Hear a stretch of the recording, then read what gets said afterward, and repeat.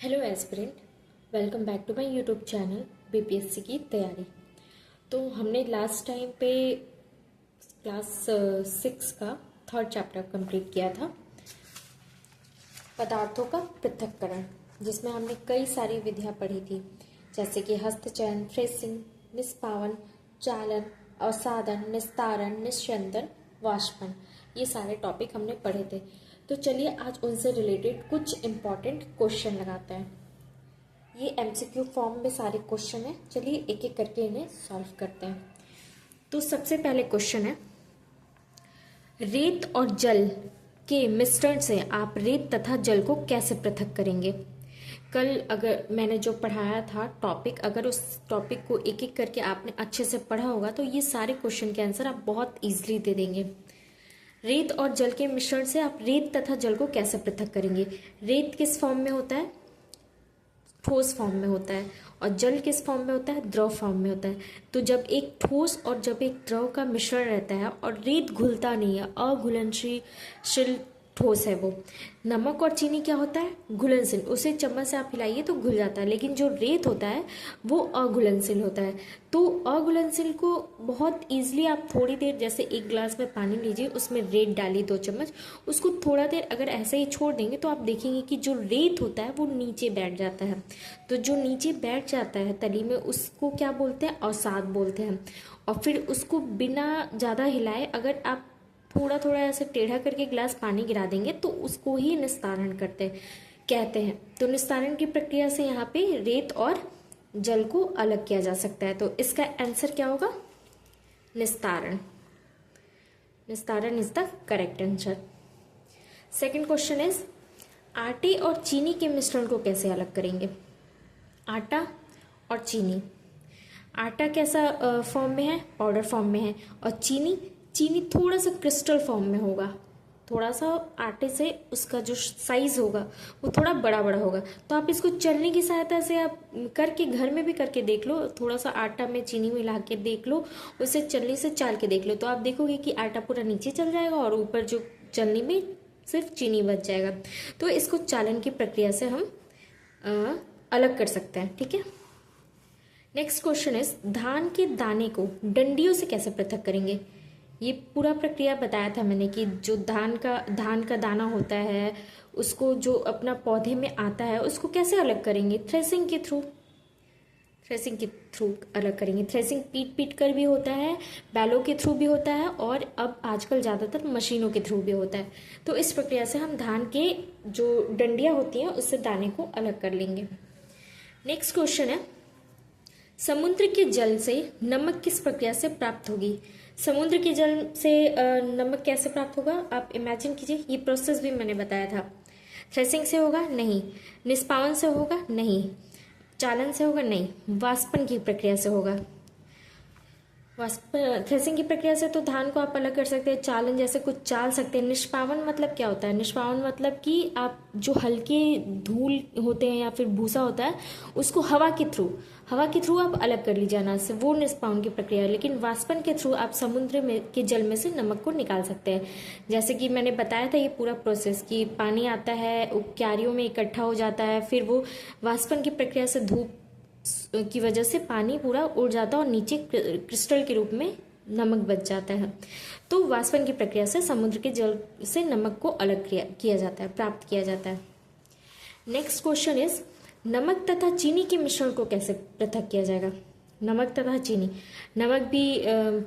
नमक और चीनी के उसमें आकार में ज़्यादा अंतर नहीं होता है, तो इसको कैसे अलग किया जाएगा। इसकी प्रक्रिया निष्पावन के थ्रू होगी? नहीं। चालन के थ्रू होगी? नहीं। और साधन के थ्रू होगा? नहीं। और साधन में भी नमक या चीनी में से कोई अघुलनशील पदार्थ होना चाहिए, लेकिन ये तो दोनों घुल जाएगा, नमक भी पानी में घुल जाएगा, चीनी भी घुल जाएगा। तो इसको वाष्पन की प्रक्रिया से अलग किया जा सकता है, क्योंकि इसके नमक और चीनी दोनों के क्वथनांक जो है वो अलग अलग हो सकते हैं। इस तरीके से वाष्पन की प्रक्रिया से इसको अलग किया जाता है। आप जब उसको गर्म करेंगे, ठीक है, आप उसको पानी में मिला लीजिए। में मिलाने के बाद आप गर्म करेंगे तो चीनी क्या होगा, जल्दी पानी में घुल जाएगा और वो उड़ जाएगा, मतलब आप उसको भाप बना सकते हैं और नमक के क्रिस्टल उसमें रह जाएंगे। तो उस तरीके से भी आप उसको अलग कर सकते हैं। नेक्स्ट क्वेश्चन इज नमक और रेत के मिश्रण को कैसे पृथक करेंगे। फिर से नमक तो घुलनशील है और रेत क्या है, अघुलनशील है, तो इसको आप निस्तारण की प्रक्रिया से भी अलग कर सकते हैं। नमक के पानी को आप वो कर दीजिए, वाष्पीकृत करके आप ऊपर की ओर उड़ा दीजिए, ठीक है, वाष्पीकरण करके भी यहाँ पे आप कर सकते हैं। या फिर नमक और रेत के मिश्रण को ऊर्ध्वपातन भी कर सकते हैं। ऊर्ध्वपातन क्या कहलाता है, इसको इंग्लिश में सब्लिमेशन कहते हैं। देखिए हमें नमक और रेत दोनों चाहिए, ठीक है, तो सब्लिमेशन के थ्रू भी कर सकते हैं। सब्लिमेशन में क्या होता है, सब्लिमेशन में हम किसी भी ठोस को द्रव में बदले बिना सीधे गैस में बदल देते हैं, तो वो प्रक्रिया सब्लिमेशन कहलाती है। यहाँ पे देखिए आप नमक और रेत को एक निस्तारण और दूसरा वाष्पीकरण दोनों प्रक्रिया से अलग कर सकते हैं। अगर आप नमक के पानी को घोल देंगे, ठीक है, नमक और बालू दोनों है उसको घोल देंगे, तो उसमें क्या होगा कि नमक का पानी है वो उड़ जाएगा, ठीक है, और जो रेत है वो बच जाएगा, तो उसको आप निस्तारण करके निकाल लीजिए। लेकिन वहाँ पे आपको नमक का पानी मिलेगा, ठीक है, वहाँ पे आपको नमक नहीं मिलेगा, तो फिर उसमें दूसरा प्रक्रिया लगाना पड़ेगा इसका वाष्पीकृत, उसमें से फिर हम नमक के पानी में से वाष्पीकृत करके नमक को अलग कर देंगे। लेकिन यहाँ पे दो प्रक्रिया तो एक साथ दी नहीं है, एक दिया है निस्तारण, एक दिया है वाष्पीकरण, एक दिया है ऊर्ध्वपातन जिससे सब्लिमेशन भी कहा जाता है, और एक दिया है निस्पंदन। तो यहाँ पे हम निस्पंदन कर सकते हैं, ठीक है, चालन, क्योंकि नमक का जो कण होगा वो थोड़ा छोटा छोटा होगा रेत के कण से, तो अगर आप उसको चलनी में चालेंगे तो नमक हो सकता है गिर जाए और रेत ऊपर रह जाए, तो निस्यंदन भी यहाँ पे आप कर सकते हैं। नेक्स्ट क्वेश्चन इज ऐसा विलयन जिसमें और अधिक पदार्थ ना घोला जा सके। मैंने बताया था आपको कि ऐसा एक विलयन जिसमें एक निश्चित मात्रा में पदार्थ घोला जाए, वो उससे अधिक ना घोला जाए, तो उस विलयन को क्या कहते हैं, संतृप्त विलयन। और ऐसा विलयन जिसमें अभी और पदार्थ घोला जा सकता है, तो उसे कहते हैं असंतृप्त विलयन।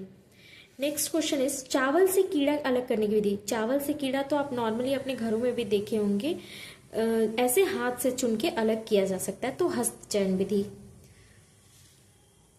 नेक्स्ट है हल्के भूसे को अनाज से किस प्रकार अलग करते हैं। हल्का, जहाँ पे हल्का वर्ड आ जाएगा वहां पे आप समझ लीजिएगा कि निष्पावन विधि है। निष्पावन का मतलब ही यही होता है कि पवन के थ्रू, मतलब हवा के थ्रू हल्की चीजों को उड़ा के अलग कर देना। मतलब हवा के थ्रू जो हल्की चीजें होती हैं उड़ के इधर अलग इकट्ठा हो जाती है, और जो भारी चीजें होती है वो नीचे गिर जाती है।